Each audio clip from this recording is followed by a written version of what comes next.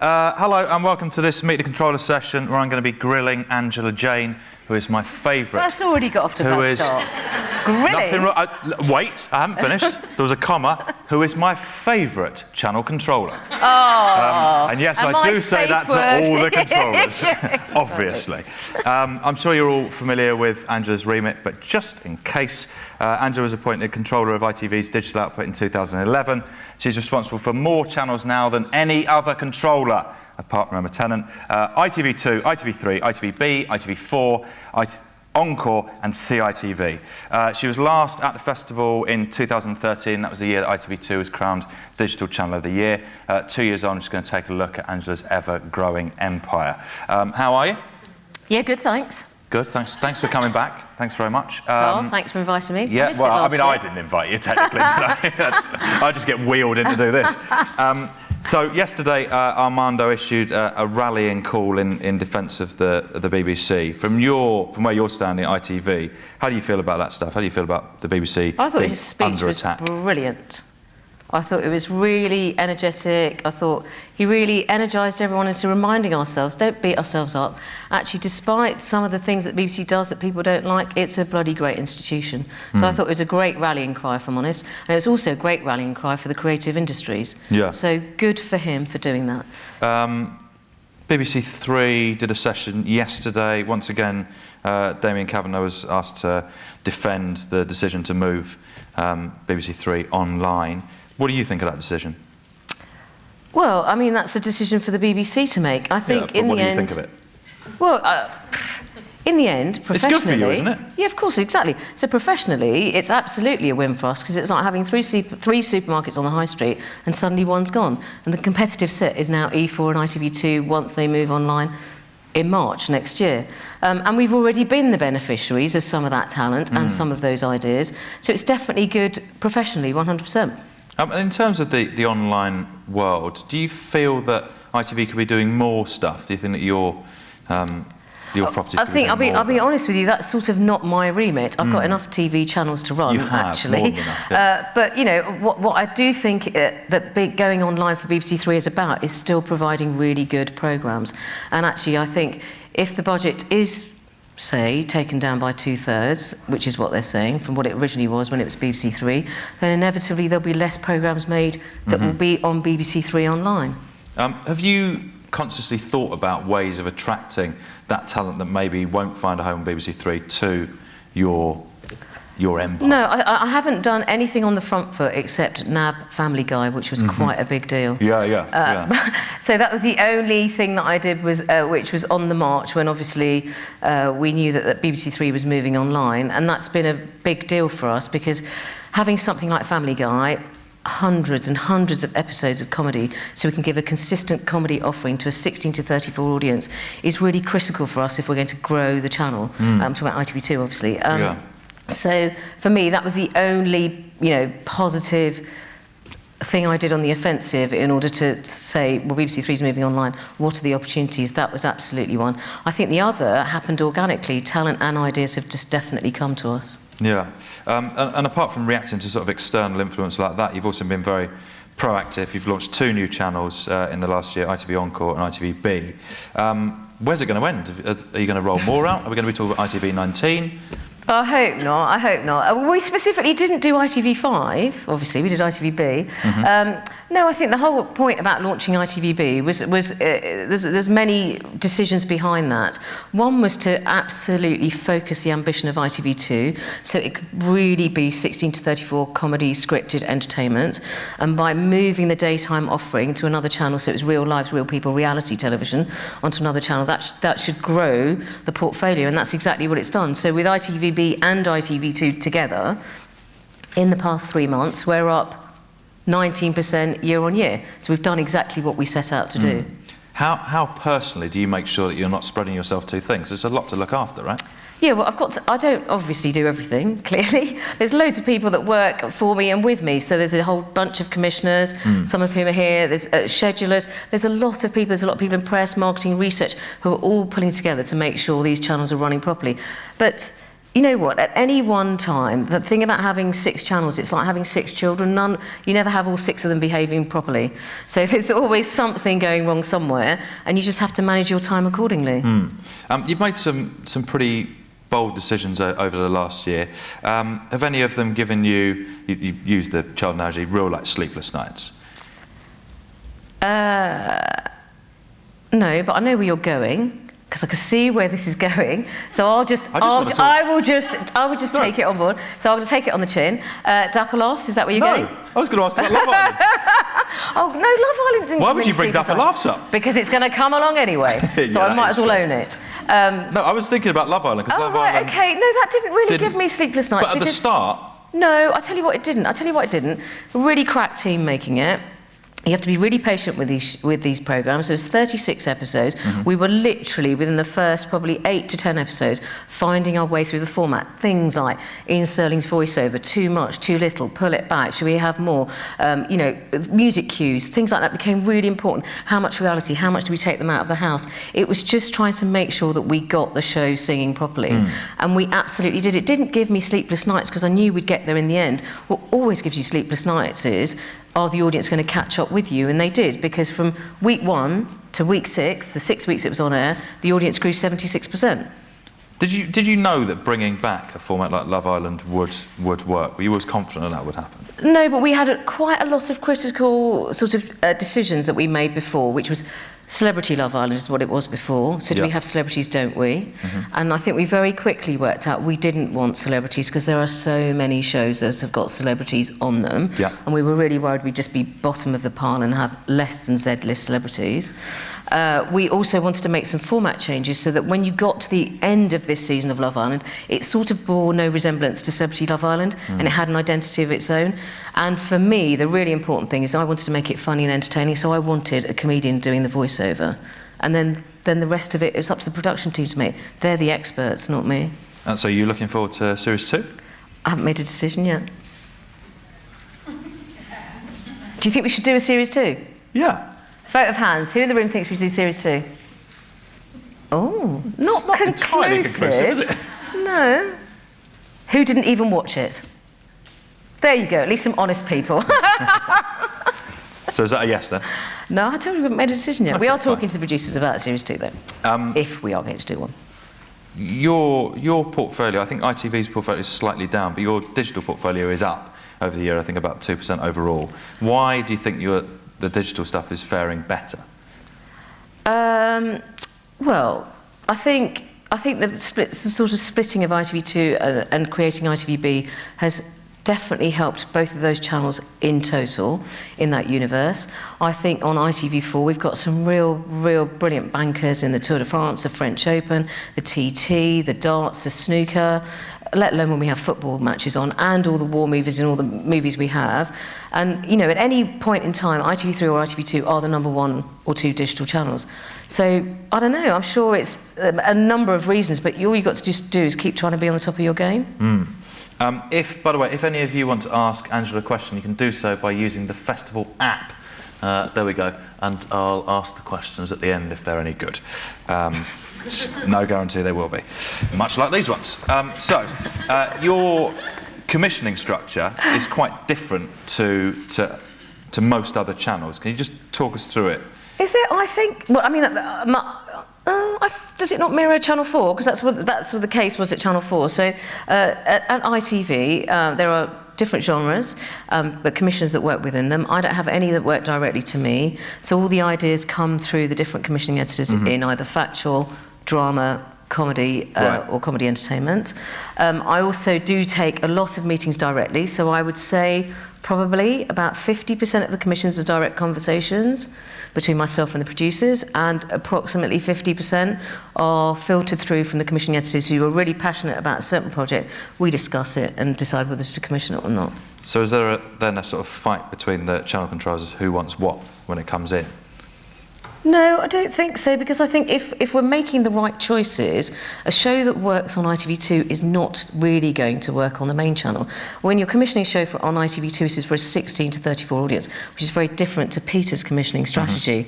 And if I'm doing my job properly, then that's who it should feel we're commissioning for. What makes a good pitch for you, for someone who hasn't pitched to you before? Lots of things. I'm probably going to say the same things that most people say. You know, come into the room, be concise, do your research, have watched ITV2 if you're going to pitch ITV2 before you come in, because I've had some of those pitches. Brevity is a good one, in so much as don't come with 15 ideas like a used car salesman. Come with 3 that you're really passionate about and you really want to do. If there's talent attached and you've shot something, obviously bring it. But, you know, make me laugh and bring me cake. Okay. What are the best and worst pitches you've had? Actually, forget best. What's the worst? No, I'm not going to tell you. Come on. No. Why Next not? question. Bit of fun. No, because it's mean. The worst pitch is honestly the people who don't come in and do their research properly. It really pisses me off. They haven't even watched the channel. They don't really understand ITV2, and they're pitching you ideas that you just like, why would I commission that in a month of Sundays? That's what pisses me off. Okay. What's the process once the commissioner has shown initial interest and brings the idea to you?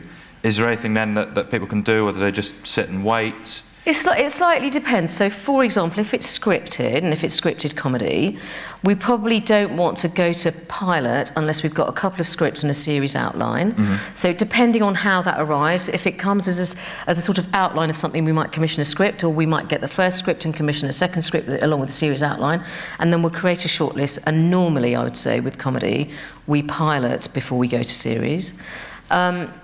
If it's an entertainment piece, it really depends. If there's talent attached, you probably want to be able to see them either in the room or on tape. You might want to do something that's a taster, which is a bit proof of concept, or you might go to a pilot, but the pilot can take many forms. It could be in a studio, it could be an office run-through kind of pilot. So it slightly depends on the idea. I think it's very rare that I literally commission from paper, but I have done, but I would say more than often than not, particularly with access to technology and everything so cheap, if you're talking about talent and you haven't got them on tape, it's just bonkers. Do it on your iPhone. Yeah. Do you do much paid development or not? It tends to be for scripted, but also for your show. Yeah. We did a pilot. If it tends to be a sort of studio-based show, we'd probably want to pilot it. Or if it's a show with a big overarching theme to it, it probably needs to be piloted. But say, for example, something like Magaluf Weekender, that wasn't piloted. We just went straight to series. I'm going to talk more specifically about the channels in turn now. Start with ITV2. It has been a big year because of what you talked about earlier, which is that the channel has changed, I guess just slightly in terms of its tone and its viewership. Are you happy with where it's ended up? Yeah, and it's still going to carry on changing, because I think the arrival of Family Guy, American Dad, and all the Seth MacFarlane shows, I think will really make ITV2 feel different. I think it will give us an environment that launching more comedy and scripted stuff into will be, I hope, a bit easier. It will definitely bring a bigger audience. I think we're still getting there. My ambition would be absolutely to have more scripted and more comedy entertainment. I definitely have pitched to me more 10 o'clock ideas, i.e. shows that feel like they're 45 minutes in duration, the 9 o'clock shows, which we are definitely short on. And the problem with a 9 o'clock show for me is just a boring one. It needs to sit in an hour slot. So lots of shows seem to lend themselves to 45-minute slot and want to be a bit racier in tone and therefore sit at 10. And 9 o'clock, those, the holy grail of like a big returning series idea, that's still something we haven't quite got right. Got it a few, a bit all over the place, but, for example, Release the Hounds, but that's now going to play at 10 o'clock, so it's quite scary. And we've got a few things working, but not enough. I'd like more. If you could pick one show to put in there from another channel, what would you put there, as an example? First Dates. OK. Would that work tonally on ITV2? I think so. Yeah, I think so. I think it's a good show. We've talked a bit about the success of Love Island. What else have you been pleased with, especially this year? Well, I mean, we launched ITVBe Into the Cold, and what's completely bonkers is I think that the top 20 shows, nearly all of them are original commissions. So Real Housewives of Cheshire just landed really solidly. We've had lots of bits of success all over the place. So the B thing and the commissions on there seems to be working really well, which is really pleasing. We've got we've got the return of quite a lot of returning series this autumn, which is testament to them having worked obviously first time round. Yeah. And it's always difficult, as you know, to launch a new series, and there's so many mitigating factors, and there's plenty of times that you try a series and you think, why aren't more people watching this really good show? But you just have to sort of take a deep breath, and sometimes, you know, when you make those recommissioning decisions, they're the hardest decisions, because if a show is neither a complete turkey or a complete success and it sits somewhere in the middle, you have to make that really difficult decision about, do you think you can grow this show, and should we go again? And what about, I guess, the Keith Lemon sketch show on sticking with ITV2? That was a big... Oh yeah, I forgot about that. It was bloody huge. Yeah, it was amazing. Loved it. Also, I've got a clip of it, so I want good. I totally forgot about it. Yeah, Sorry. so we'll have a look. Sorry.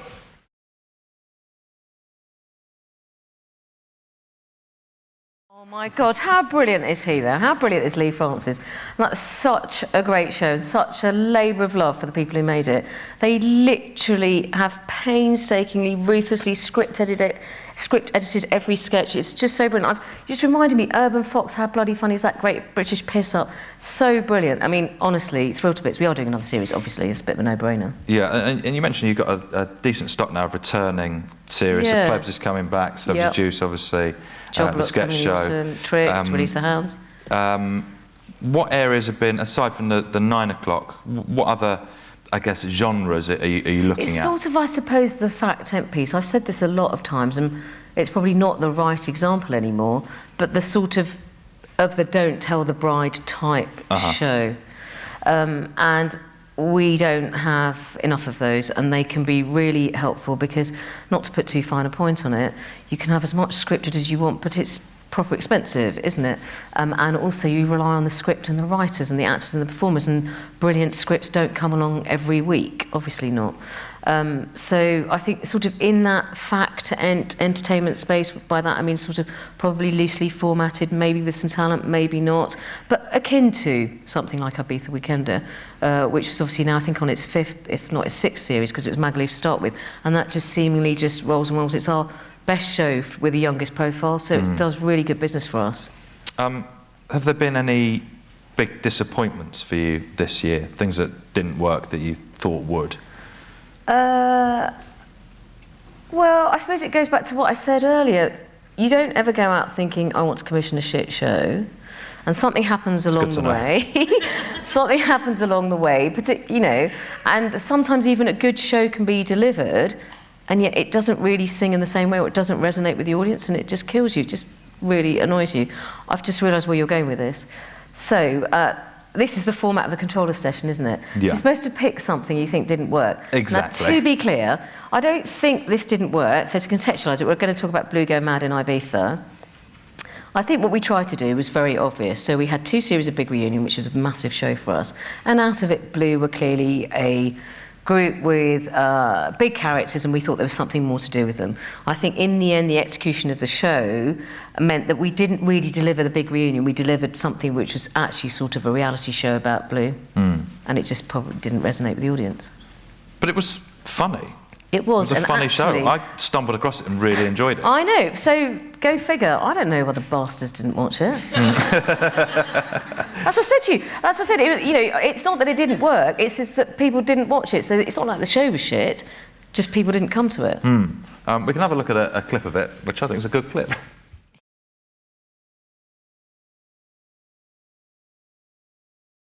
That looks like a show that should do well on ITV2.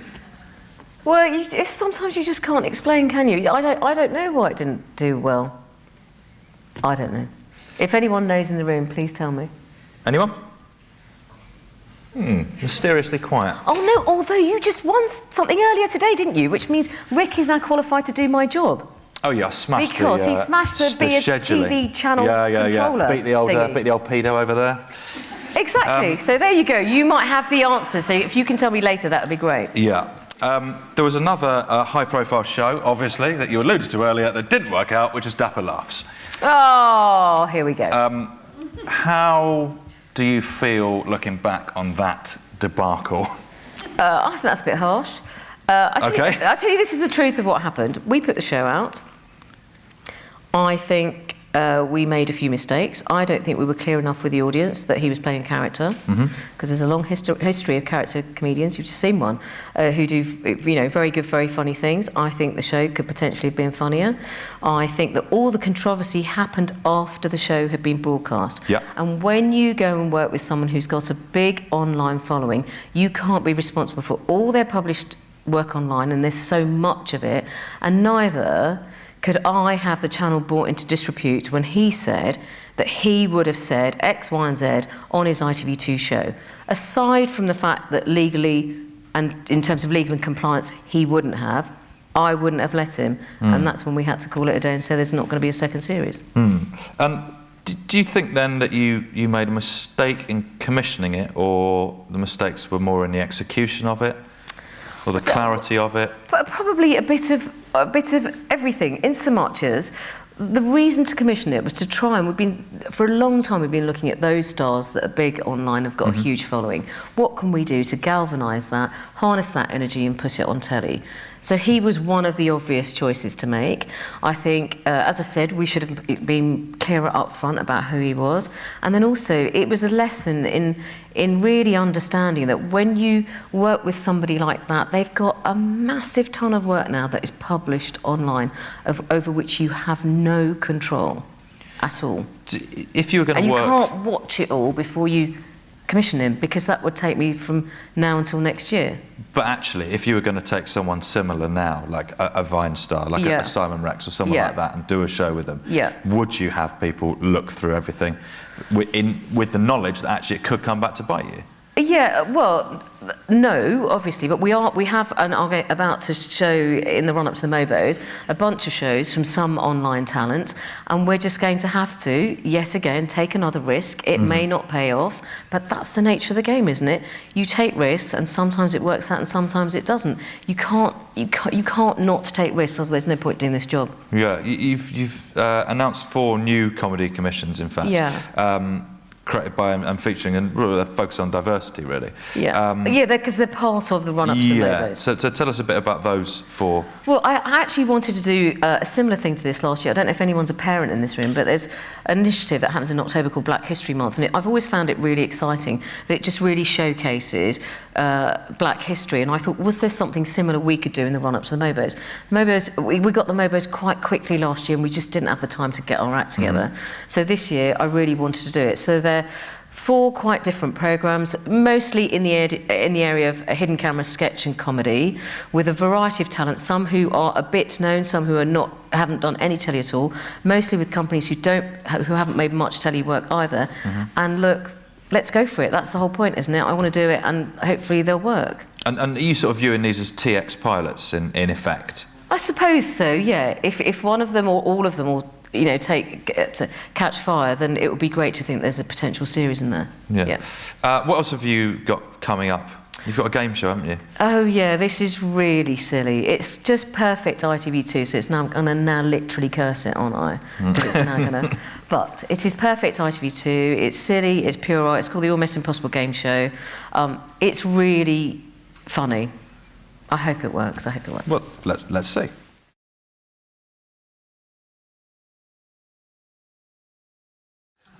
Oh, it's honestly, it's so funny. And I don't know if you know who the Rubber Bandits are, but they're an Irish comedy troupe. They're doing, 2 of them are doing the voiceover, they're writing it, and it's proper funny. It's really good. Yeah, there are only 2 of them, by the way.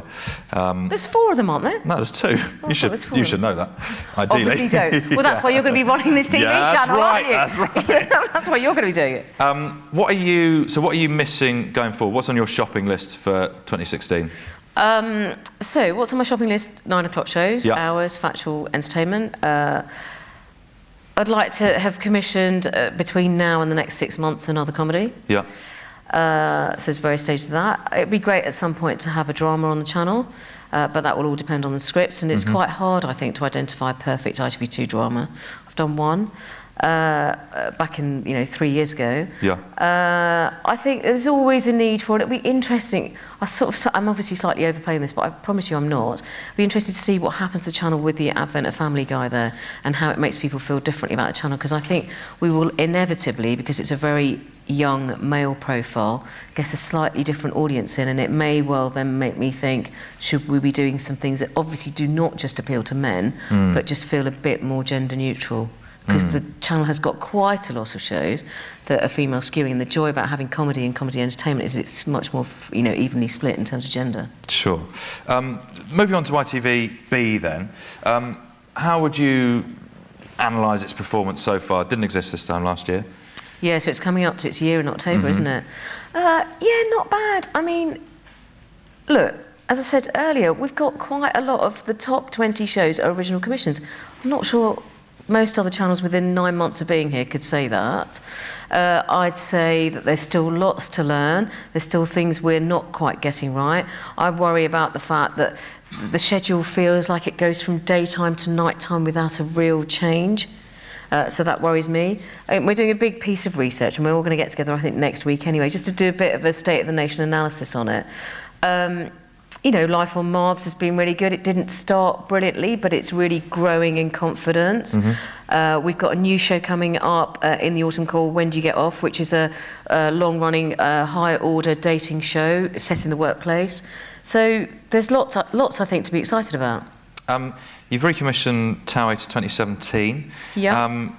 Are you starting to think about what might replace Towie, or are you happy with where it is for now? Sort of, even for me, 2017 is quite far away. Not really. I think Towie, it's a joy to have Towie on that channel. I can't imagine what ITVBe would feel like without Towie.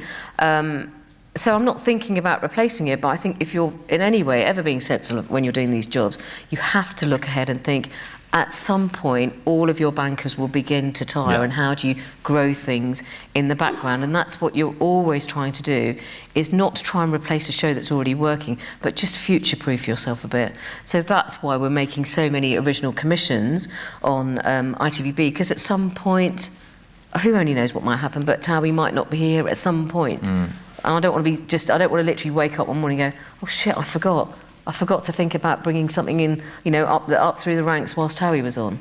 How long do you give a new reality show to bed in, so something like Life on Marbs?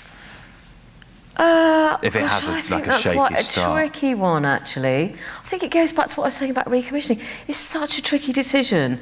I think comedy and scripted, you have to be much more patient.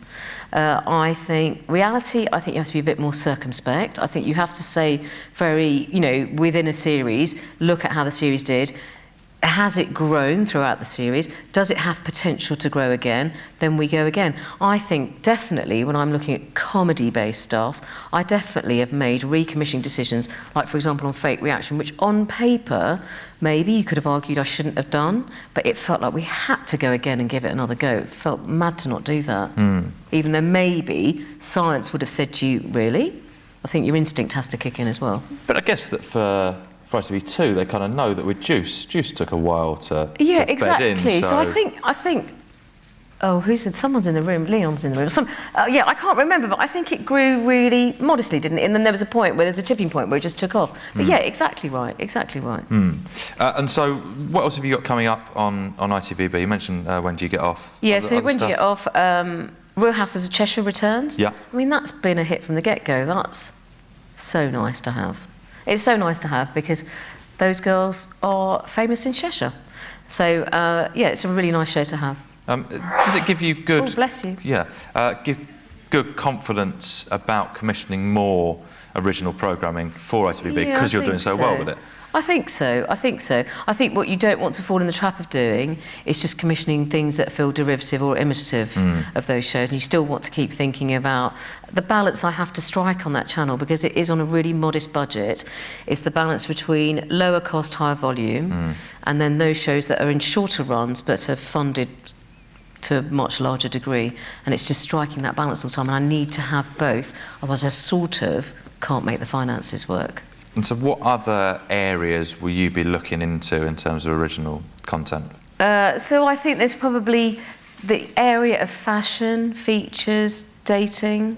They're all rich themes, I think, for a channel that's appealing to young mums.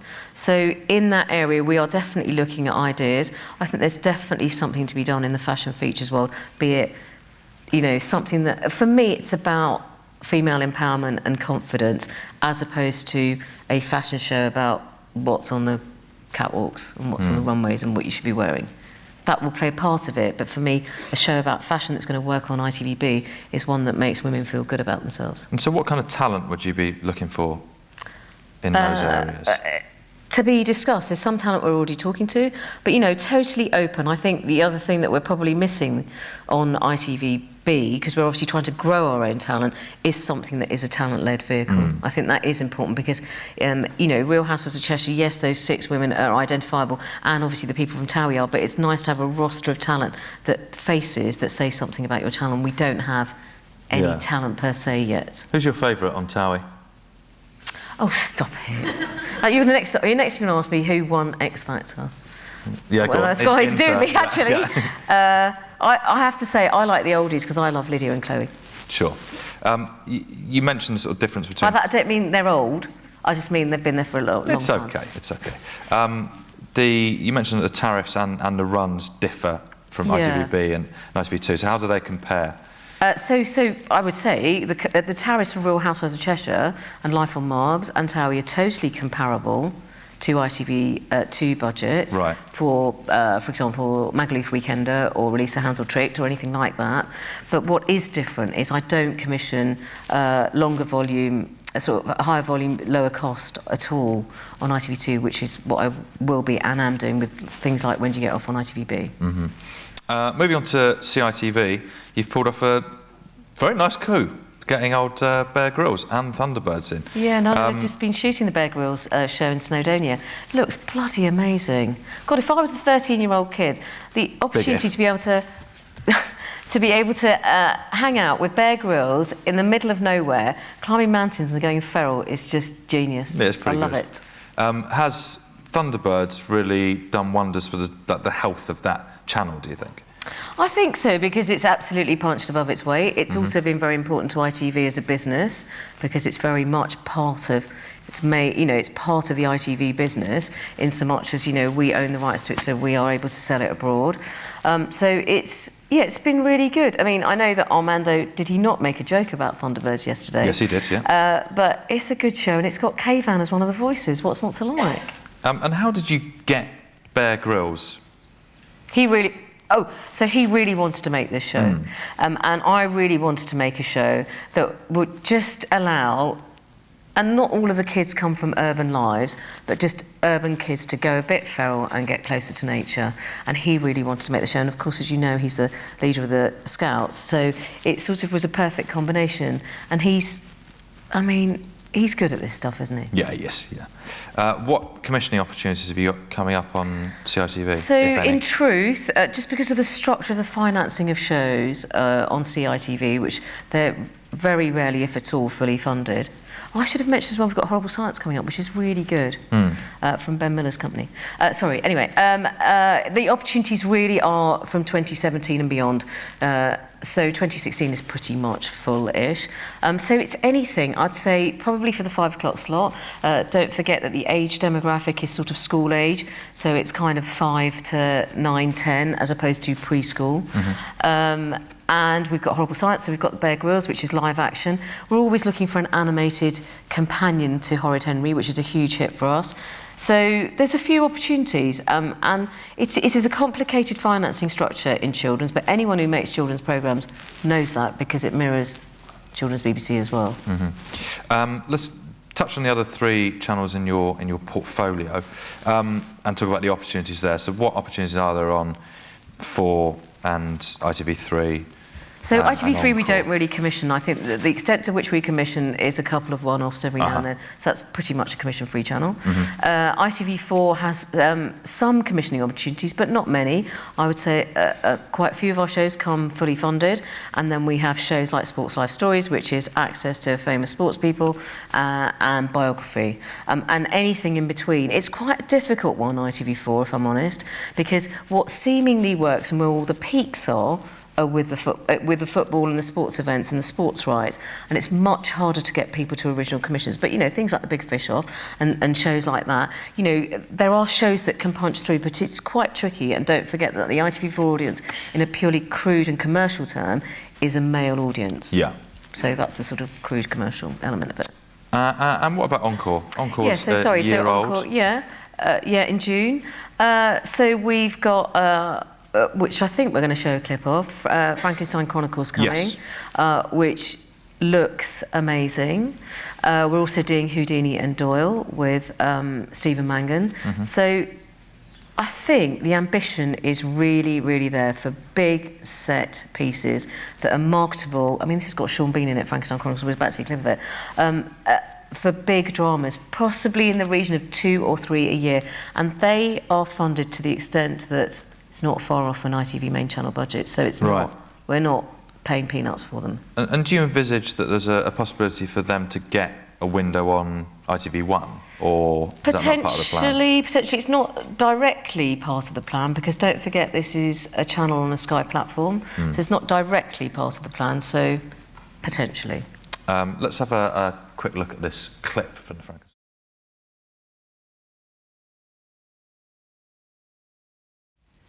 That looks quite good, doesn't it? It does look quite good, yeah. And some, oh, thank you. Some of the more eagle-eyed amongst you might have spotted Grumio from Plebs in there. Right, clearly nobody. Blimey, it's a big fan. Yeah, crikey. He's brilliant in it as well. He's really good. I mean, I suppose because he's not wearing the wig, you might not have spotted him. And that's Brian Sampson. Yeah. Yes. So, a few possible commissioning opportunities for big dramas, basically. Big dramas, more often than not, need to have big talent attached to them.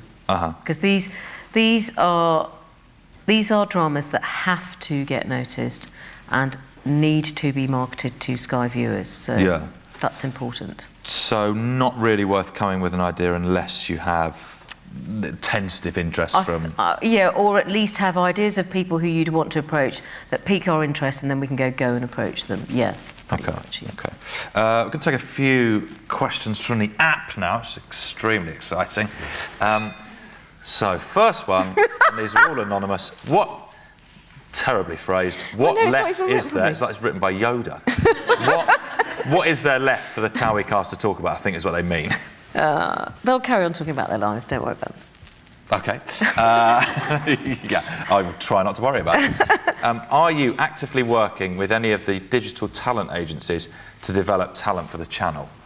No, I don't think we're actively working, but we absolutely get approached by conventional production companies, a lot of talent who, are big online, hence why a lot of those 4 Mobo shows are concentrating on that kind of talent.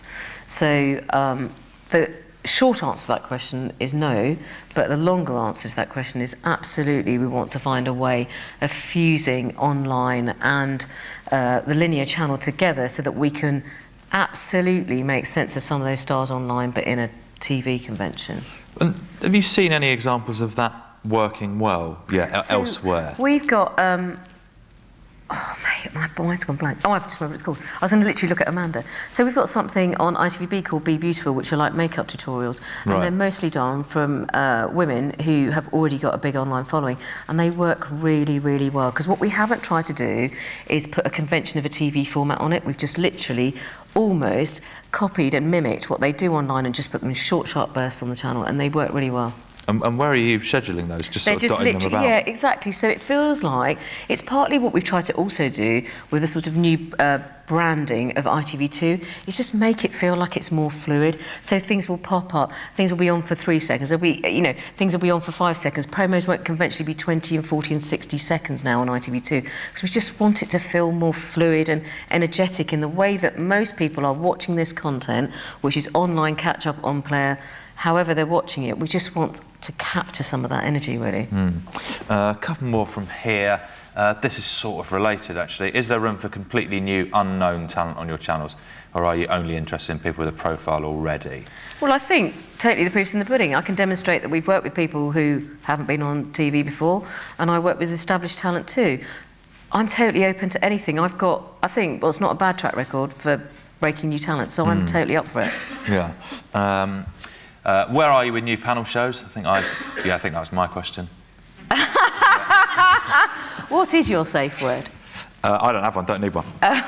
Very confident.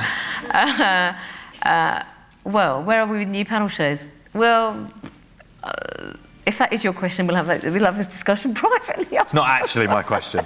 I've paid someone to ask it. Look, we've got Juice that is absolutely bloody brilliant and a cornerstone of our schedule, and really, really happy and pleased to have it. And as you know, from Fake Reaction to Reality Bites to Safe Word, I'm always trying new panel shows, so I am completely up for it.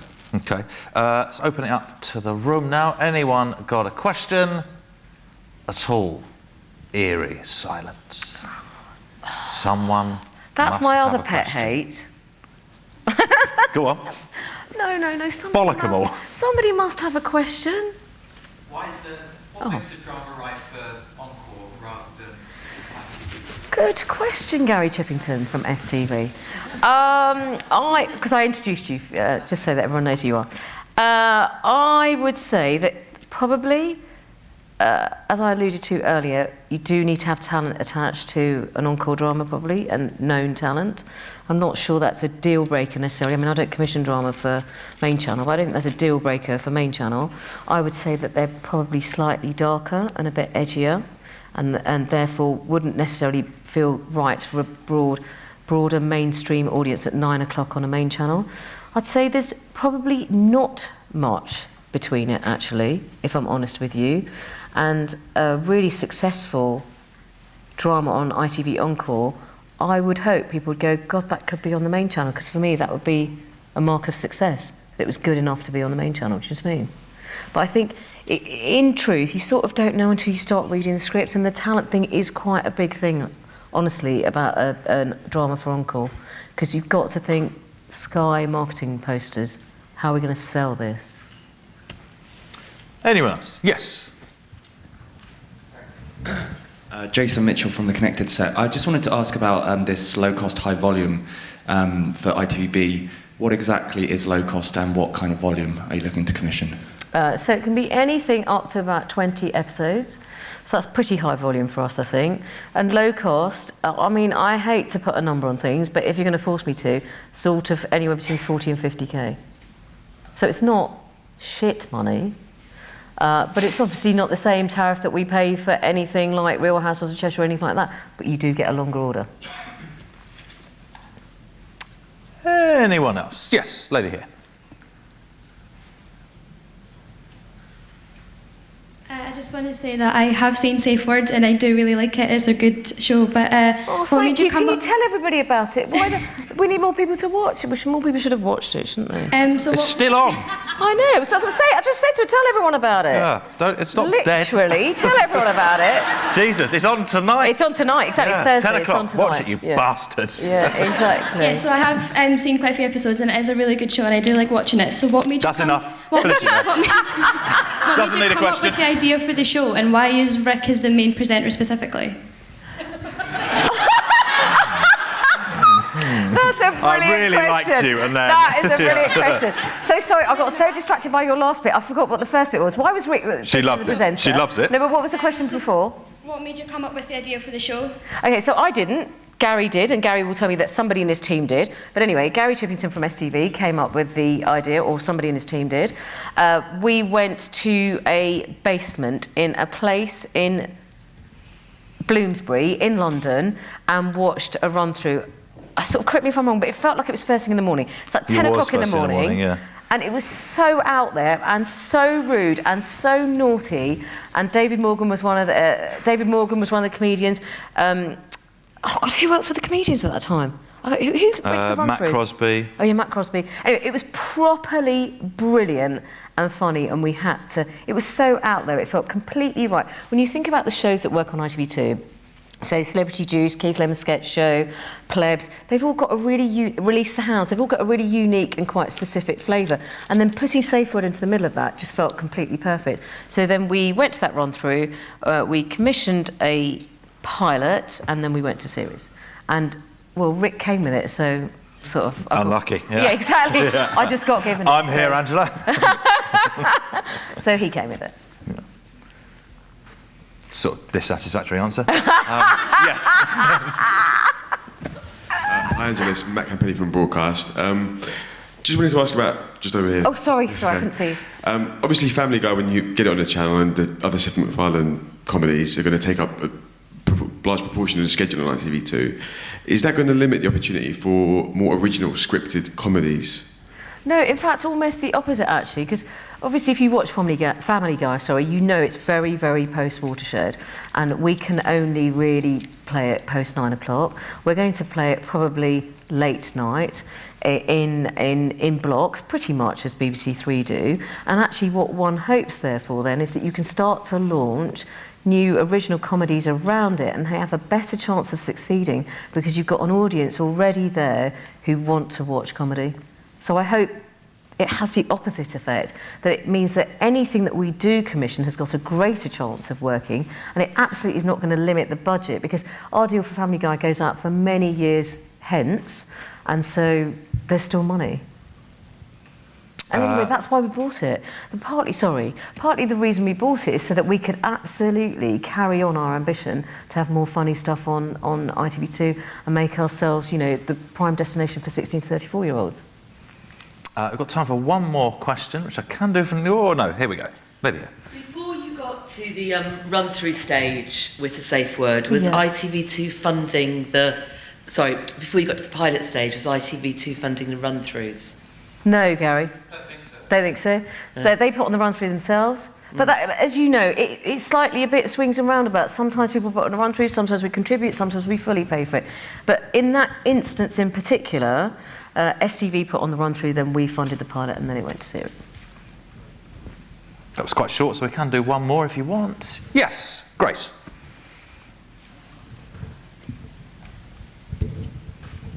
Hello. You were talking about Be Beautiful on ITVBe and using YouTube talent. Is that something that you plan to look for moving forward? More YouTube talent on that channel or across the channels at all? I don't think we're specifically looking. Look, we look for talent across the piece, and obviously what online does, and YouTube in particular, is get you access to many more people than when it didn't exist and people had to beaver away and send you letters and send you VHS tapes. You've got access to a greater wealth of talent. That doesn't mean, as everybody knows, that a big star on YouTube becomes a big star on telly. The two don't necessarily go hand in hand, and it doesn't mean that going a different route, or your more conventional route, which is growing people through, for example, Ian Sterling does a voiceover for Love Island, was a children's BBC presenter. And I don't know if people know that or don't know that, but he also does stand-up comedy, and he's actually here in Edinburgh doing a show. And so we went a more conventional route that way. I think there's many different ways to do it, but absolutely, we will find talent wherever we can find it. That's just what YouTube and online does, though, is just give us greater access to a greater pool of talent. But it's no guarantee of success, though. Okay, I think we're going to wrap it up there. Give it up for Angela Jain. Thank you, everyone. Thanks for coming.